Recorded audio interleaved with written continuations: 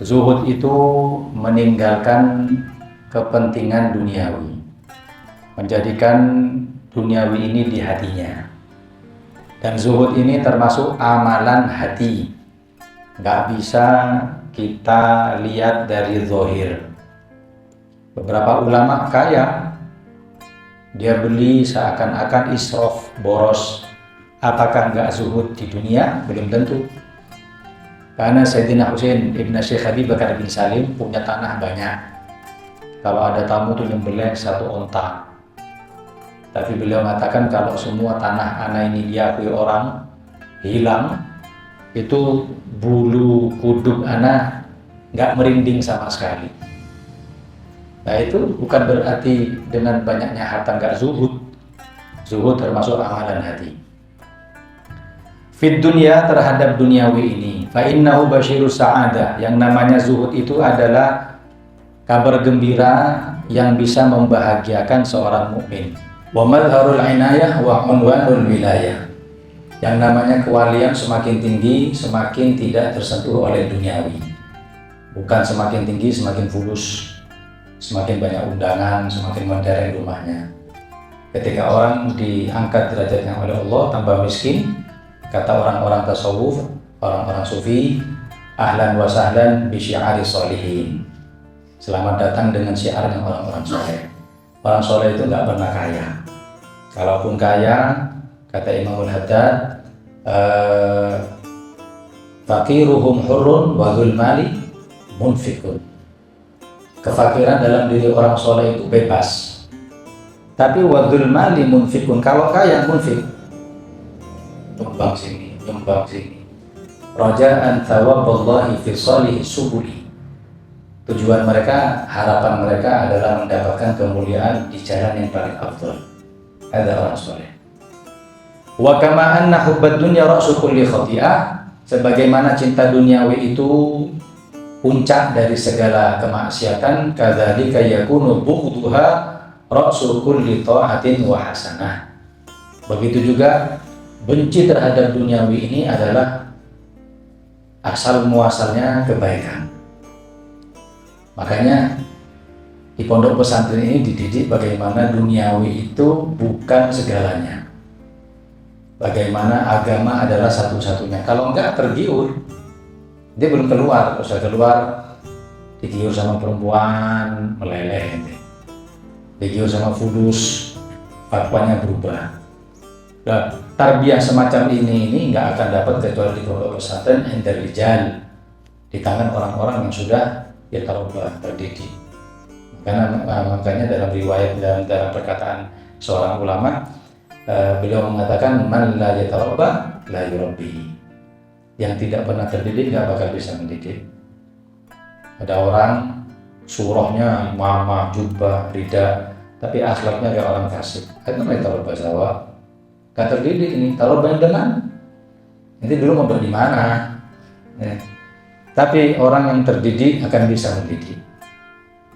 Wa yakfika muzahidan fid dunya, cukup bagimu menjadi orang yang zuhud terhadap duniawi, annallaha sammaha fi iddati mawadhi'a, bahwasanya Allah itu memberi nama kepada duniawi fi iddati mawadhi'a, di beberapa tempat di dalam Al-Qur'an dengan mata'ul ghurur. Mata itu perhiasan, al-ghurur yang menipu. Kama thali ghaithin a'jabal kuffar nabatuhu thumma yahiju fatarahu musarran thumma yakunu hutama. Kata Allah, duniawi itu seperti orang petani yang nanam padi. Awalnya hijau, senang kan ya? Hijau semuanya, masya Allah, dilihat sama dia, kagum mana sama padi ini. Thumma tarahu musarran, kemudian kuning. Karena namanya padi akan masak. Tsumma yakunu hutama, kemudian pecah. Ketika pecah sudah bukan pemandangan yang bagus. Duniawi gitu, ketika pertama kali megang, tapi lama kelamaan tidak ada apa-apanya ternyata. Nyesel. Ya.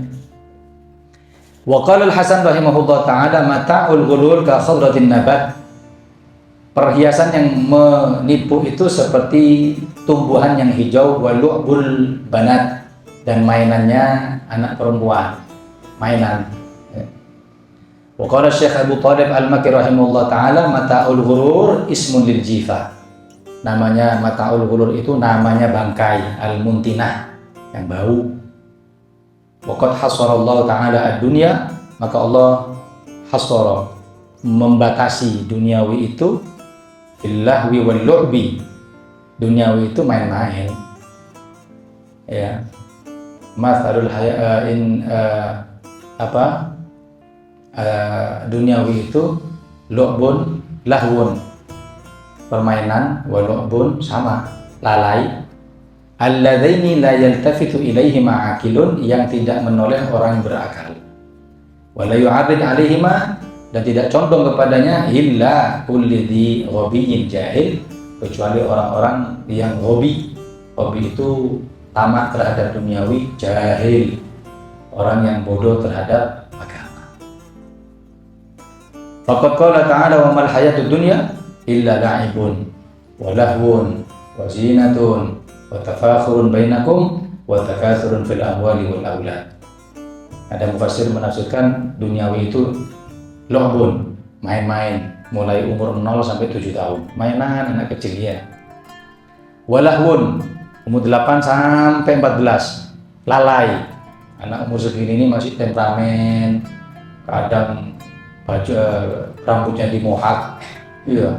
Kadang ikut-ikut aksi zaman sekarang, celana komprang ikut komprang, ada lahwun, iya. Ikut TikTok, joget, ada lahwun, ada. Di pirang, di sini kasih CX7, ada lahwun. Ya.